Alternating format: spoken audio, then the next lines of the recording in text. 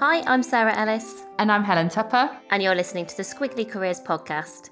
Every week we talk about a different topic to do with work and discuss practical ideas and actions to help you find your way through our squiggly world of jobs and careers. So today we're going to be talking about a topic and I guess a bit of a concept called emotional agility, which is something that has been written and talked about by Susan David. And I've read the book and Sarah's watched the TED Talk and Sarah's done a survey on this. So we've probably dived into it a bit too deeply for our 30. We've talked about it extensively. So we're going to try and rise above all of our exploration and curiosity and questions, and so that we can get really focused and practical for you about this topic of emotional agility, because we do think it's really, really important. So maybe if I start, Sarah, with a simple definition of what it is and what it isn't, and maybe if you do and why it's important, and that should hopefully help us set to create us up some clarity. For success. Yeah, clarity for us at the very least.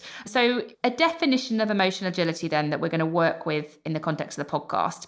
So it is about being aware of and understanding our emotions, and then choosing how to respond to those emotions in a way that helps us. So rather than sort of responding by default to what we might be thinking or feeling, it's really about choice. And Susan David says that it's the ability to come to your inner world, your thoughts, emotions, experiences, and self-stories with courage, compassion, and curiosity, rather than maybe feeling defensive or responding in a default mode. The opposite of emotional agility is emotional rigidity, and that's where we get really attached to thoughts and processes that hinder rather than help us. So hopefully that gives you a bit of an insight into what it is and what it isn't.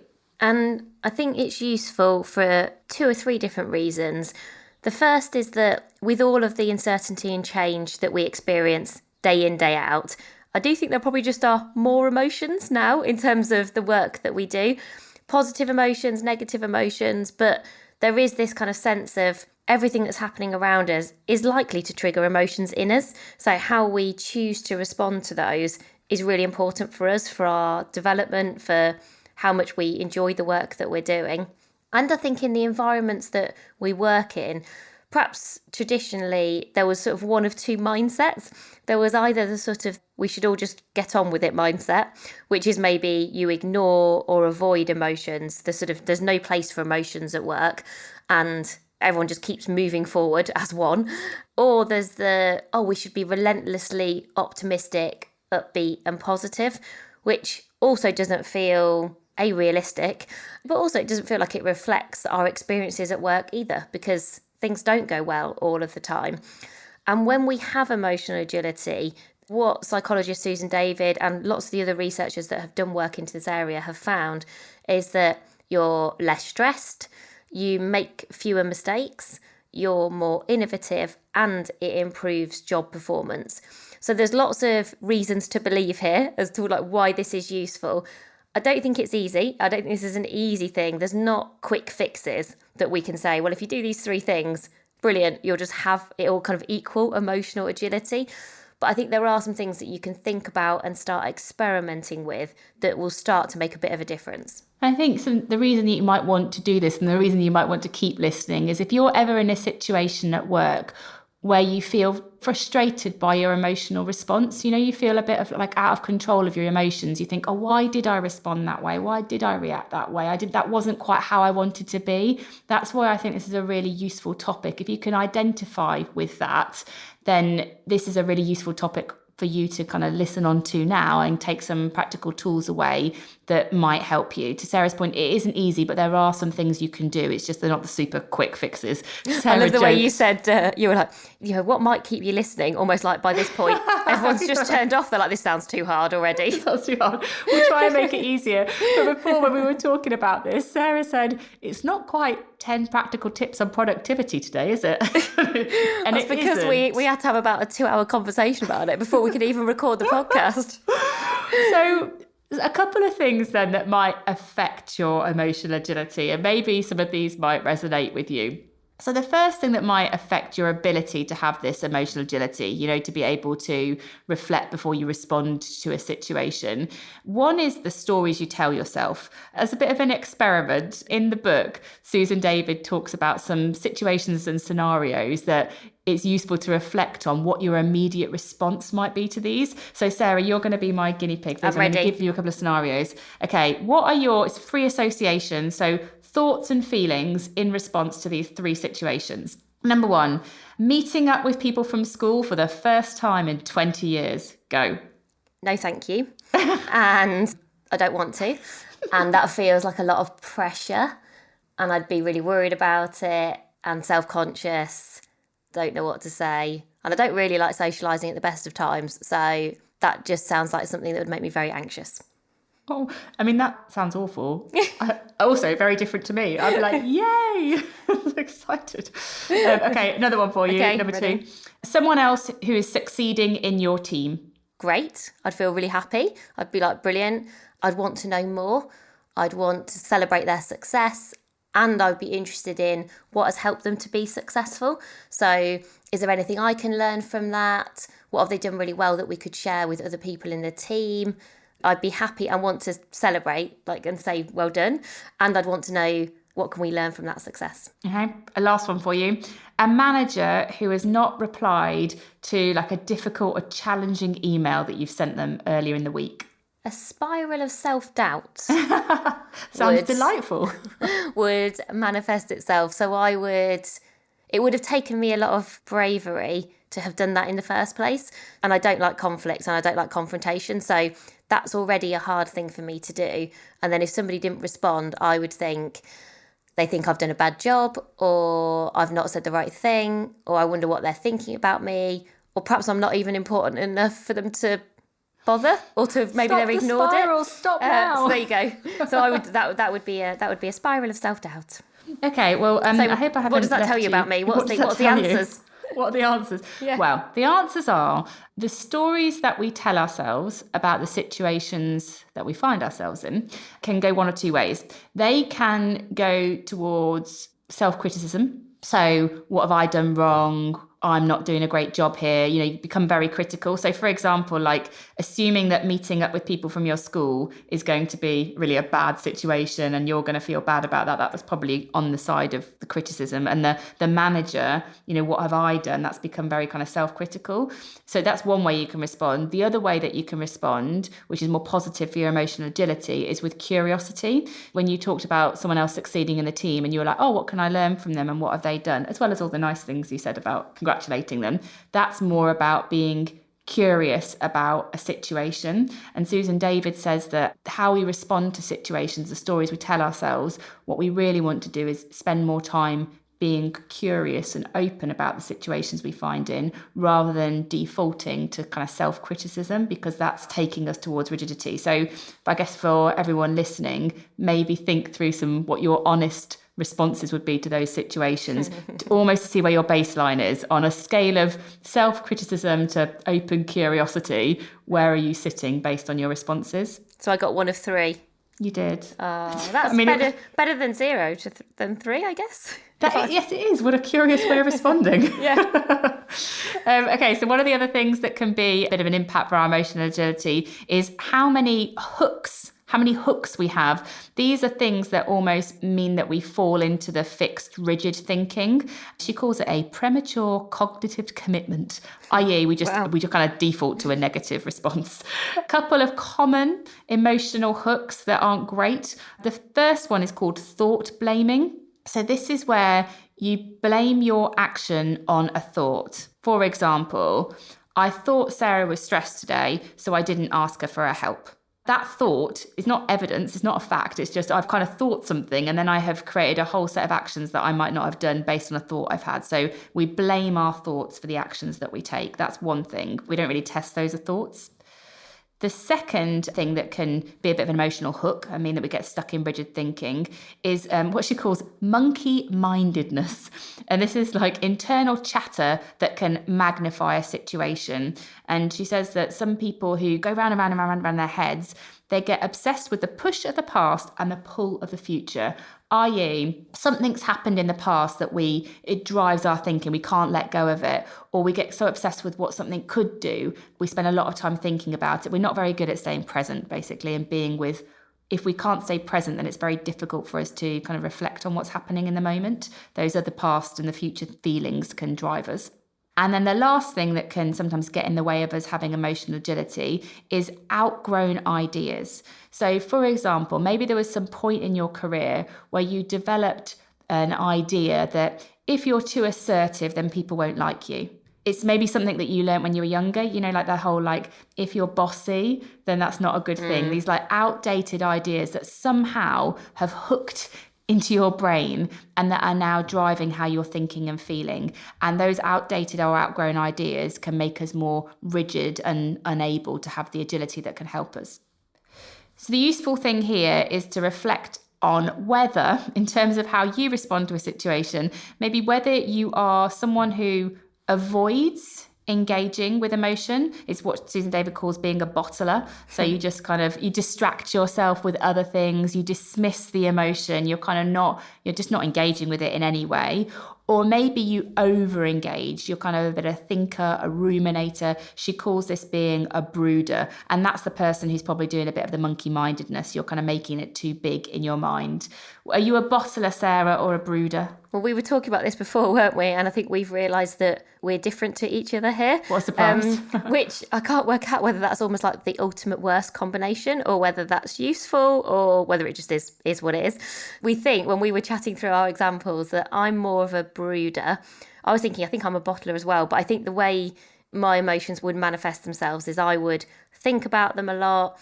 I'd keep thinking about them. I wouldn't let them go. And probably you can imagine that might mean that I make something bigger in my mind than it perhaps is in reality. So, for example, if you and I have had a difficult conversation, or if I feel like a meeting hasn't gone very well, I'll keep thinking about that and that will kind of stay in my head for a long time. I'll keep it alive for a long time.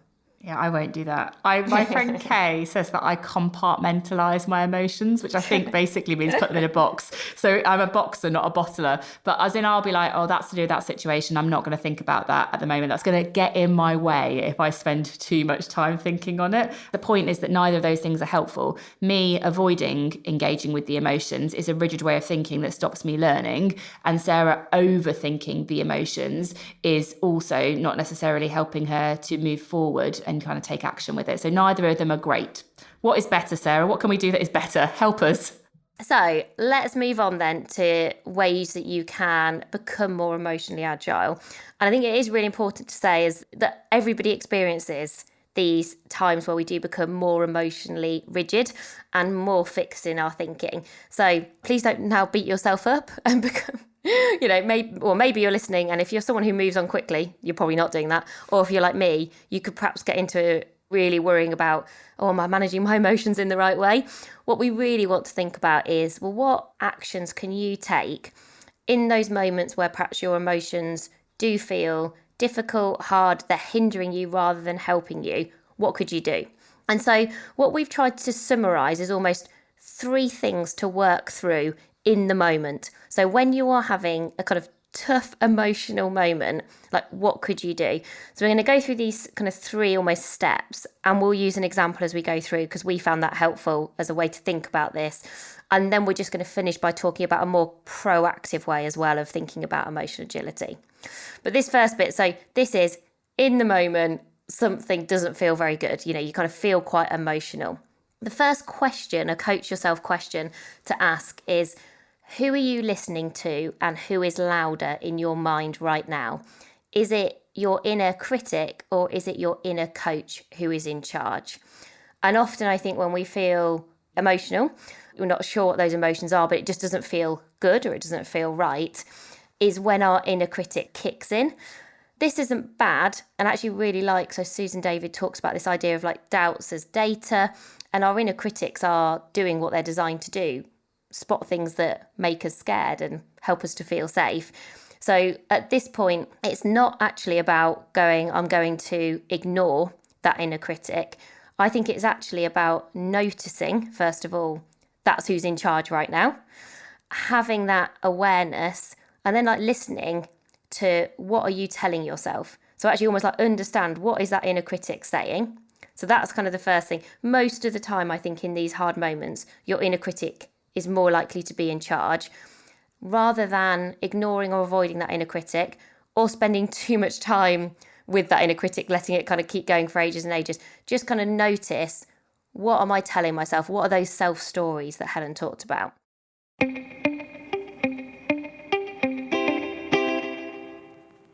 So step 2, when you've noticed and heard your inner critic, is then to start to label what you're hearing as either facts or feelings. And the reason this is helpful is it helps you to see a situation much more objectively. So for example, Helen and I had a meeting last week that didn't go very well.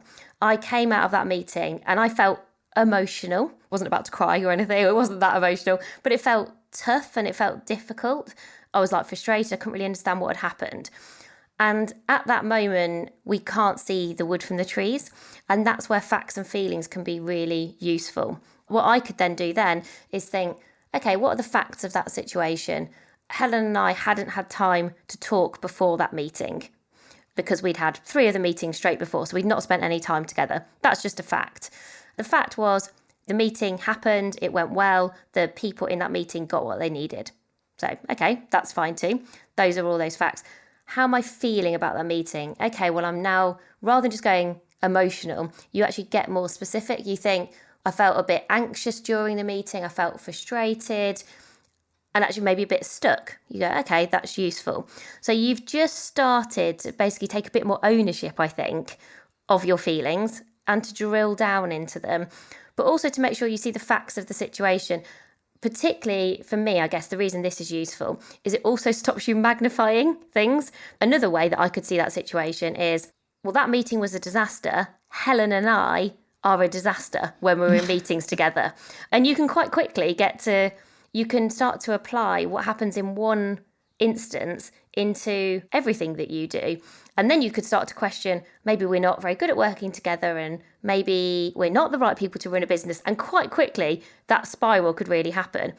Versus perhaps if you're Helen and you're someone who kind of bottles that up, what Helen might have done after that meeting is gone, okay, that didn't feel great. I'm just going to move on to the next thing. That is exactly what I did. I know it is. Entirely what it does. That's so funny. Whereas I was like having some sort of existential crisis and you just literally moved on to the next thing. But the thing is, what would happen is it would happen in another meeting and I would just go, oh, it's happening again. And it's almost like small bits of irritation would add up because I would never engage with the emotion and it would almost just get bigger and bigger, I think, in my mind, because I'd just keep repeatedly seeing it rather than working through it. It's interesting as well, about the naming the emotions. It makes me think about me and my little boy, Henry, at the moment. So my little boy is 6. He gets quite frustrated just generally and it comes out in little outbursts. And I've been doing, a bit of a research on how I can help him. And one of the things that in the research that I've been doing as a way of helping him has been basically getting him to name his emotions. And so I say to Henry now, when he gets really, really frustrated, I'm like, tell me what you're feeling. What are the words? Sarah kindly bought me a book on emotions as well, like for children, so that I could say, is it this feeling? And it's so much better. We can now have a conversation about, in that moment when he's like, he just gets really, really cross. I say to him, like, what are the feelings?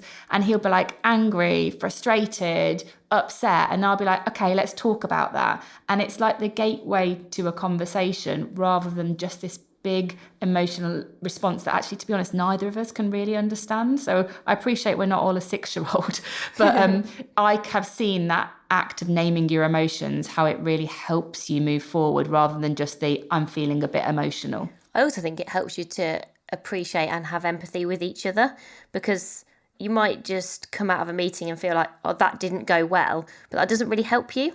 Whereas actually, if we're both really clear about, well, what are the emotions that you are feeling, like naming those, you start to see, oh, okay, well, people A experience the same situation in different ways.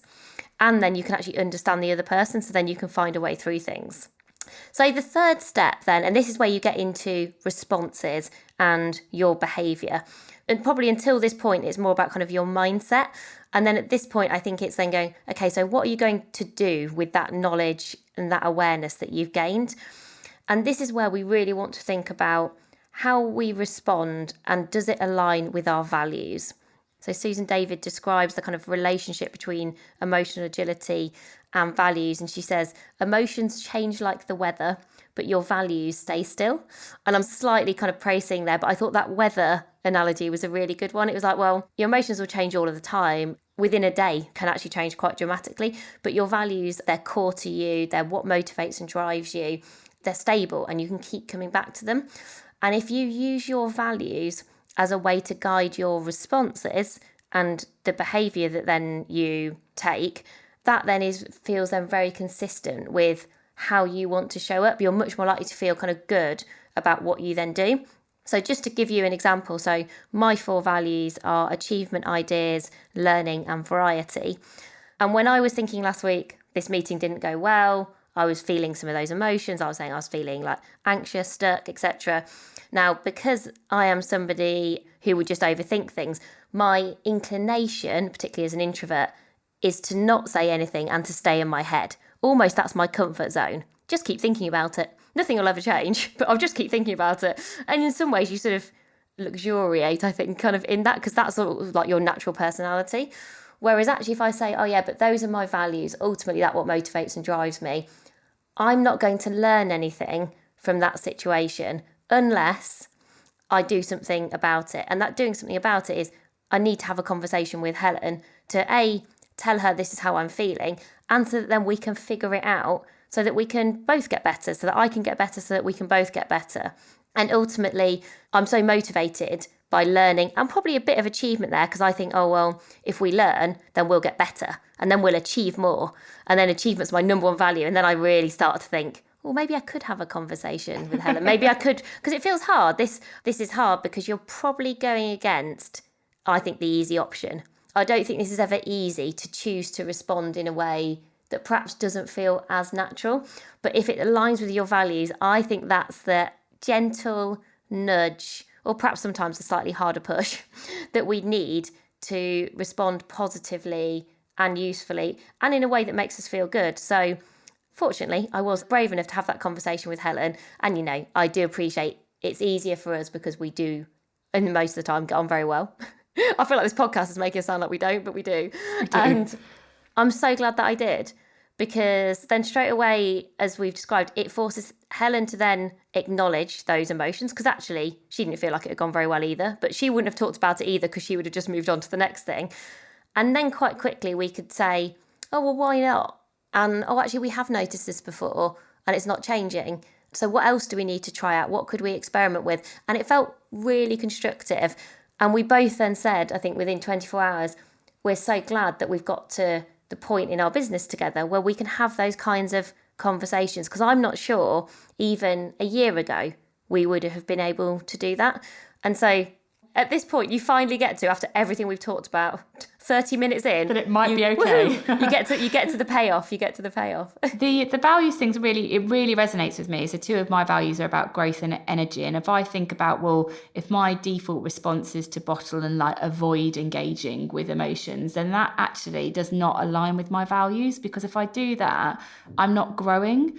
If I think about that situation that we were in that meeting, that even though I tried to put that into a box and avoid it, but it didn't feel like great energy. It didn't feel like great energy in the moment. I didn't like how that energy felt for me. And that's one of my values. And so if I come away from a situation and I think, well, how was that default emotional response? How did that align with my values? And if it didn't, it sort of makes me go, well, that's not what I want. I want energy. I want growth. I've got to do something different in order to get that. So yeah, it definitely works for me too. And then, yeah, I think ultimately we just got better at being curious about our emotions now, rather than self-critical or even critical of someone else's emotional response. We're much better at going, oh, why did you feel like that? And why was that? I think what could be really useful for this topic is having a few go-to coach yourself questions. And perhaps I'll have a go at putting a few of these together over the next couple of weeks for people and share it on our Instagram. We're just at Amazing If. Asking questions like, am I approaching this situation with curiosity, or am I being self-critical or critical of other people? I think that to me is like, oh, if I just keep asking myself that question, I think it would prompt positive action for me. And I think there's probably 2 or 3 things like, have I worked out what the difference between the facts and the feelings of this situation are? Just keep going back to things that can help you to work through these situations that are quite short and quite simple, but then just get you very quickly, actually, like we did this within half a day probably, get you to a much better place and a place of like learning and development. Yeah, absolutely. I think acknowledging the emotions is just so important. One smaller thing, I think, which then we've talked about, but I do think it's really practical in terms of how emotional agility can help you on a kind of almost like a more day-to-day basis, really, which is with how you think about your goals. So when we set goals for ourselves at work, rigid thinking creeps in when we start to do goals because we think we have to.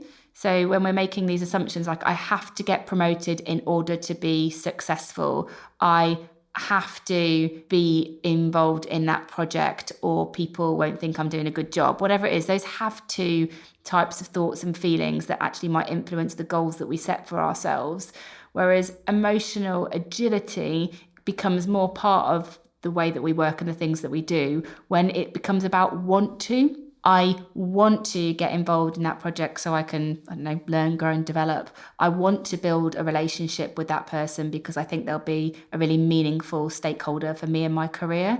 And it's just about thinking about your goals from a position of what you want to do and why you want to do it rather than what you're feeling like you have to do. Anything that feels like you have to do it or you should do it is a bit of a signal that there might be some emotional rigidity behind that, whereas emotional agility is the thing that informs what we want to go and do. So it's small but might inform your goal setting going forward.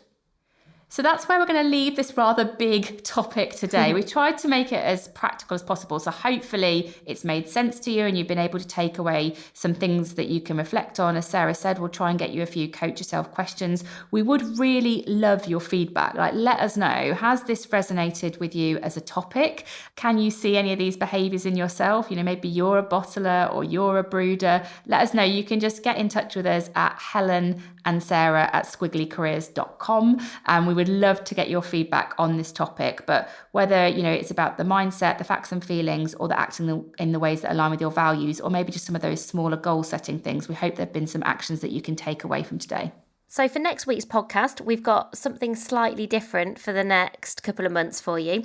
We've got our third series of our Ask the Expert interviews, which will be going live next Tuesday. And we're going to do them slightly differently. So we're going to do 1 week of an Ask the Expert. So next week, you'll hear myself interview Celeste Headley, talking about kind of the art of conversations and listening. Celeste's TED Talk is one of I think it's in my top 3, I would say, certainly top 5, just because she talks about the kind of 10 ways basically to have better conversations. She's previously been like an NPR radio host and she's just really practical. She's got great ideas. She was a real joy to talk to. And I think it'll be perfect for the podcast. I would anticipate this will be a really popular episode. So that's coming up next week. And then the week after, it'll be back to Helen and I talking about a topic. And then the week after that, we'll have another Ask the Expert. So we're going to do kind of a week of Ask the Expert, a week of Helen and I talking, just to try something new out and to keep things mixing up and interesting, hopefully for you all. And also just a quick update for anybody that applied for our Squiggly Career Advocates Awards. Thank you so much for your application. We've had hundreds of different applications and Sarah and I have now got a bit of a job to do with reviewing all of those. But I can't wait because I'm very much looking forward to reading all of the stories that people have shared with us. And we will be announcing our advocates at the end of April. So that's everything for this week. As always, thank you so much for listening. We really do appreciate it. And we'll speak to you again soon. Bye for now. Bye, everyone.